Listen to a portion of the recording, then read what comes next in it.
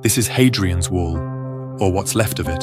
For nearly 3 centuries, it marked the northern edge of Roman Britain, but it wasn't built to be impossible to cross. It was built to be watched, and to make watching routine.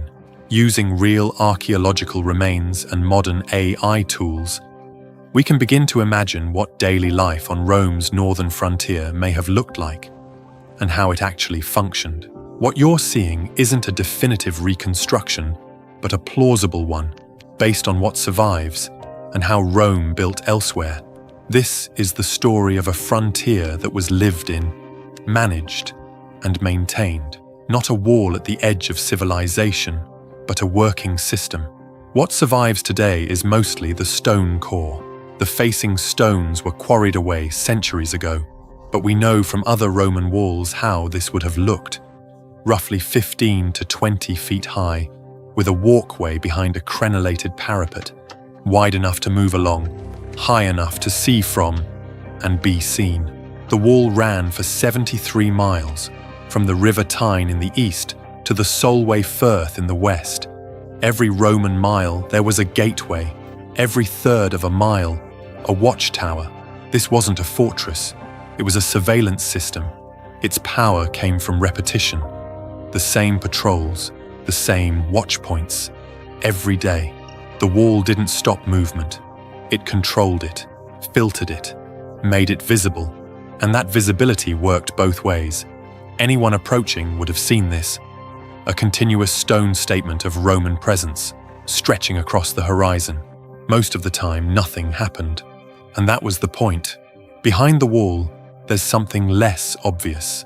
The vallum, a massive earthwork, ditch and banks, running parallel to the wall, about 100 yards south. This wasn't a defense in the traditional sense. It was a boundary.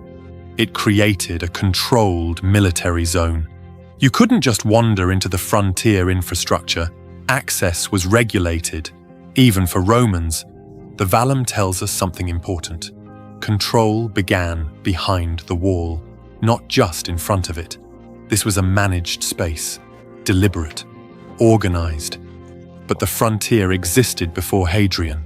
Long before the wall was built, Rome was already shaping a presence here. Campaigns under governors like Agricola pushed north in the late 1st century, and roads like the Staingate began to fix Rome's presence into the landscape. This was the original frontier road, connecting forts, moving supplies, projecting power. Roman roads didn't follow the land. They imposed order on it, straight lines through uncertain terrain.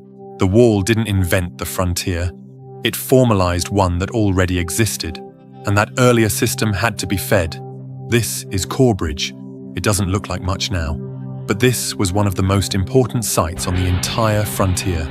A supply depot, an administrative center, a crossing point on the River Tyne. Grain, weapons, tools, clothing. Everything the wall needed came through places like this. We can only reconstruct what the foundations tell us. Roman logistics were standardized. We know how they built warehouses, how they organized supply, how they moved goods. Corbridge may have been larger than what we're showing, but even at this scale, it's clear. Frontiers only work if they're fed, and feeding this one took infrastructure, planning, and a lot of unglamorous work. Vindolanda sits just south of the wall. It was here before Hadrian arrived, and it stayed occupied for centuries after. This is where we get closest to the people. The famous Vindolanda tablets, thin wooden sheets with ink writing, survived in the waterlogged ground. Birthday party invitations, requests for more beer, complaints about the roads. These weren't just soldiers. They were people living lives. Families settled here. Traders set up shop. Children grew up in the shadow of the frontier. Rome learned how to live here before it walled it. And when the wall went up, life didn't stop. It just continued, under a new kind of order. Every Roman mile along the wall, there was one of these, a milecastle. The name is misleading. These weren't castles, they were gateways, small, practical structures, just big enough for a handful of soldiers and a gate through the wall.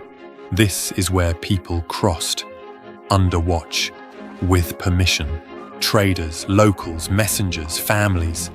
The wall didn't seal the frontier. It filtered movement through controlled points. Nothing here is oversized. Nothing is dramatic. The frontier worked because it was tight, repetitive, and always watched. Between the milecastles, every third of a mile, a turret, 2 soldiers, elevated position, clear sight lines, nothing elaborate, just a place to stand, watch, and be seen. Most days nothing happened. Patrols passed. Reports were filed. Routine as deterrence. The frontier worked because it was everywhere, all the time. Some forts were built directly onto the wall. Housesteads is one of the best preserved. This housed around 800 men, an auxiliary infantry cohort, likely from modern-day Belgium or the Netherlands. Not Roman citizens, provincials recruited from other parts of the empire, serving on someone else's frontier.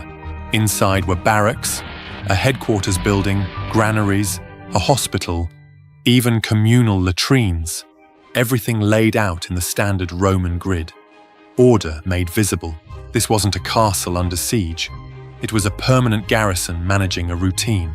This is administration wearing armor. Chester's was different. This was a cavalry fort. 500 mounted troops, fast, mobile, able to respond quickly to trouble. The fort sits right on the river, with a bridge that carried the wall across. Rivers weren't gaps in the system, they were controlled crossings. And cavalry meant Rome could patrol beyond the wall, enforce treaties, and show force without committing to pitched battles. There weren't many major battles here. The system worked because it didn't need them. Control didn't end at the wall. It moved along it. The wall ended at rivers. In the east, the Tyne. In the west, the Solway Firth. Not because Rome ran out of ambition, but because rivers were natural barriers, harder to cross unnoticed. At Wallsend, there was likely a naval or river patrol presence. The frontier extended onto the water. At Bowness on the western coast, the fort has mostly eroded into the sea, but we know it was there. And south from Bowness, a chain of smaller towers and fortlets continued down the Cumbrian coast. The wall wasn't just a line, it was a system. Not far from the wall, tucked into a hillside, was something else. A Mithraeum, a temple to Mithras, a god popular with soldiers. Small, dark, hierarchical, initiation-based. This is where soldiers came to find meaning, to bond, to cope with isolation, danger, and the weight of routine. Above ground, Roman order, discipline, the machinery of empire. Below ground, mystery, ritual, belonging, order outside, meaning inside. So what was on the other side of the wall? Not an empty wasteland, not howling barbarians at the gates. People lived here, tribes with their own structures, alliances, and economies. Rome traded with them, negotiated with them, sometimes fought them, often ignored them. The wall wasn't a line between civilization and chaos. It was a choice about where to stop. And for those on the other side, the wall may have meant something different. A boundary, yes, but also a place to trade, a source of goods, a statement of power that could be tested, or ignored, or lived alongside. Life didn't end at the wall, it simply changed. 20 years after Hadrian's wall was finished, Rome pushed north again, the Antonine Wall, across the narrower Fourth Clyde line, built of turf, not stone. It lasted less than a generation. Then Rome pulled back to Hadrian's Wall. What does that tell us? The frontier was negotiable, strategic, not sacred. Rome drew the line where it made sense, and moved it when it didn't. One last thing worth remembering. The soldiers who built and manned this wall weren't Romans. They were auxiliaries, recruited from Gaul, Germania, the Low Countries, Syria, North Africa, provincials managing other provincials. They served 25 years. If they survived, they earned citizenship. Many stayed, raised families, became part of the landscape.